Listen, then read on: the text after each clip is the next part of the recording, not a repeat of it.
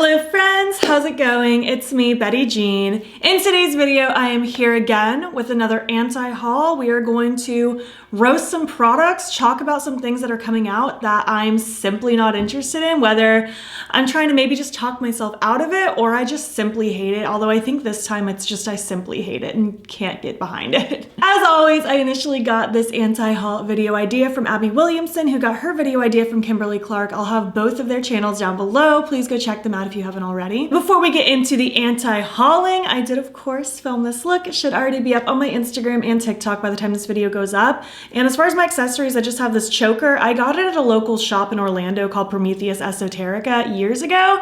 I doubt it's still around and I don't know what the original seller was. So yeah, without further ado, let's just hop in and do some anti-hauling. Let me pull up my saved folder on Instagram with all of the things that I hate. As always, of course, the disclaimers. If you are super into any of these things that I talk about, I'm so happy for you. It's just makeup, it's not that deep. I'm so glad you love it. It's just not for me and I want to laugh about it. Let me just do a little scooch so I have room for pictures. All right, first up, Miss P. Louise. The audacity to continue releasing these clunky palettes. I'm just not into this. I have no idea when this one's coming out. I saved this on February 9th and it just says coming soon on Trendmood. It's just, there is no reason to have a palette this big with this many browns. This could have been half the size, maybe even smaller, and you would have gotten a similar vibe. I also don't love highlighters being in a palette. Like, you could have just made those eyeshadows and you could always use those eyeshadows as a palette, but it's such a space waster having those in here. And I don't know about you, but even if I loved those highlighters, the idea of pulling this whole palette out just to use like one of the highlighters is so unappealing to me. It's just so unnecessary. I'm not into it at all. But to be fair, I also clearly am not much of a neutral makeup wearer. I tend to gravitate towards color and grungy tones, but even so, I wouldn't want a palette this big of just blues either. So moving on to the next, which the next one also is Miss P. Louise. So these are called the Cheekavits, I'm pretty sure. I'm trying to zoom in. A flirty flush of color liquid blushes. Obviously, these could perform way different when you're actually blending them on the skin, but these swatches are so gooey looking and unappealing. Like, I never would have guessed this is a liquid blush. It looks like slime. I don't want this on my cheeks. The colors are super cute, but the texture looks very wrong. I'm not into this at all. The texture really grosses me out. It looks too thick and slimy and not for me. All right, next up, the Urban Decay Naked Mini Smiley Eyeshadow Palettes. We have Chill Happy and Mucho Happy, and these are just so boring. The audacity that Urban Decay has to continue launching these boring palettes with really fun, bold packaging. The packaging is always 10 out of 10, but these colors, absolutely not. The first one, I do love seeing that bright yellow and bright blue next to each other, but that's the only thing about that palette that's appealing to me. And then the bottom one, maybe the three shimmers on the right, the kind of pink, plum, and like rusty color, but again, this is just not it. And I also don't love Urban Decay's shimmers. They did a pretty good job with their, what was it called? It came out a couple years ago. It was like a bunch of really pretty textured shimmers. There was like 2 beige mattes, but it was mostly really pretty shifty textured shimmers. Those were actually pretty good, but standard shimmers from Urban Decay are not totally my vibe. I don't know. This is just clearly not for me. I'm not the target audience for this. This is gonna be for people who maybe don't keep up with like makeup YouTube or Instagram and they're just wandering into Sephora and they typically go for neutrals but maybe want that pop of blue. Not for me, not interested. I just wish Urban Decay could do something that actually matches the packaging. That would make me really happy. Next up, gotta preface by saying I wouldn't buy this anyways because MAC isn't cruelty free, but I hate the look of this. It's not for me. This is the Studio Fix Everywhere All Over Face Pen.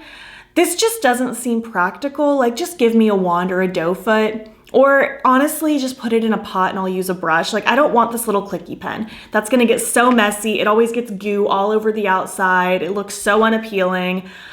I don't know. This is not for me. I guess it's supposed to be a concealer because it says it brightens, conceals, evens out tone, what have you. Overall, moral of the story is I hate this kind of an applicator. It's not for me, so we're moving on. Okay, this one isn't the worst thing I have to talk about today, but I still don't love it. This is the Catrice My Little Pony collab.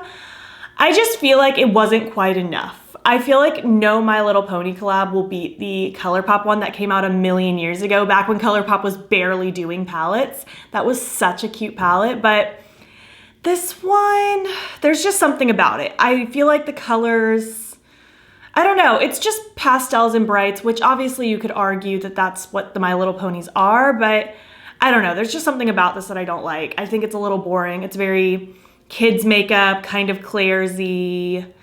Not really, it just didn't do enough for me. As far as collabs with an entity goes, this one, it's not the worst I've seen, but it's also, it could have been better. This next one though, that was collabed with an entity, I am personally offended. This is the, what brand is this? Oh, this is also Catrice. Oh, and it's Essence. Okay, so this post is 2 in 1. A Catrice collab and an Essence collab. Catrice did the Jungle Book collab, and Essence did the Lion King one. I'm mostly offended with the Lion King one, but both of them are just so muted. They have color, but like in just a random way. Lion King is like my favorite movie of all time. It's always been my favorite. I think my mom saw it when I was in her womb like 4 times in theaters. It's just not enough at all. The packaging is really cute. Love seeing the characters, and I do like the embossing of the cave drawing and the sun from the Lion King on the blushes. But overall, it's just a random conglomeration of colors. I feel like it doesn't really stay true to the movie vibes in my opinion. It could have just been taken up a notch. I feel like it was too muted for what it is, and I have similar opinions to the Jungle Book one, but I'm not as personally attached to that one. I don't know. Again, it's not the worst I've seen. I know there was a Jungle Book collab that came out sometime last year. It might have been with Makeup Revolution. That was absolutely tragic. That one was way worse. But this is not quite enough for me. And I'm not okay with it. Okay, this next one I have many problems with. First of all being, this is an M&M's collab with Maybelline. There's nothing M&M's about this except for there's just M&M's on the packaging. It's 2 random lip colors, a brown and a red, which sure, the red coating of the red M&M with the chocolate in the middle. I'll give you that one. A beigey, boring little eyeshadow palette, 2 pale concealers, and 2 pale foundations. I know this is specifically a collab in Asia, but there's also dark-skinned people in Asia, and also it's 2023. We are not releasing a collection that just has 2 fair foundations and 2 fair concealers. Granted, these foundations and concealers are available in a wider range like elsewhere, but why did this collab choose to even include the foundations and concealers? It was so unnecessary. That has nothing to do with M&M's. It's just, there's all kinds of things wrong with this. And again, Maybelline's not cruelty free, so I wouldn't be buying this anyways, but I'm just really disappointed to see not only just the lack of inclusivity, but also just the lack of being creative. This is so dull. It's so boring. I can't stand this. This is probably my least favorite thing I'm going to talk about today. So next, Gucci, the Gucci makeup brand, came out with this quad, and it is $69 for these dusty shades. It's so boring. The swatches aren't groundbreaking to me. And just the fact that Gucci can charge $69 for this little quad and include the little cheapo sponge applicator that comes with like the cheapest makeup you can find. I would have rathered that just not be there. Just have the pans be a little bit bigger. I don't know. This is just such a waste. Please do not spend your $69 on this. You can get so much more for that amount of money. Even if you want a quad with these similar colors, I promise you they exist elsewhere for probably better quality at a lower price point. But if you do want to spend $69, you can get so much more than this. I guarantee you this is not going to be groundbreaking. Absolutely not. And this next one, I'm just quite bored with this. This is a Laguna collection from NARS. NARS is just running Laguna and Orgasm into the ground. Every collection has to revolve around those 2 shades. They're never gonna let it go. But this has a tinted Afterglow lip balm. Honestly, don't really have opinions on that one. But there's also 2 quad eyeshadow palettes for $49 each.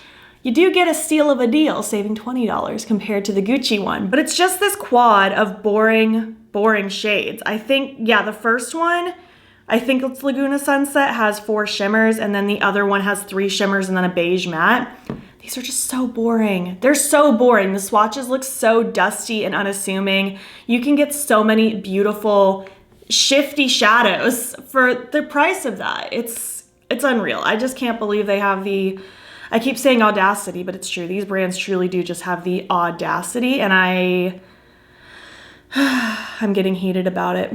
It's just, I don't like to use the word cash grabby because obviously makeup brands are a business. That's kind of the point. They want to create makeup, appeal to consumers, and make money.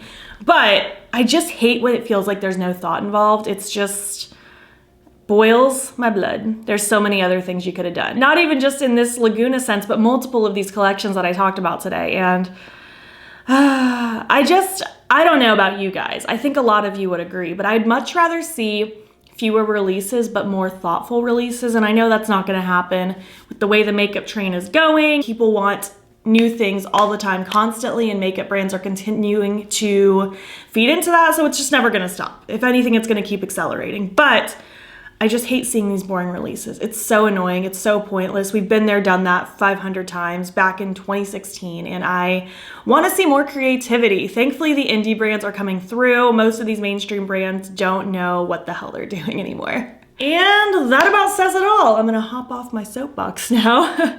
We talked about some things that I'm absolutely not interested in, but I would love to hear your thoughts. Maybe you love these launches.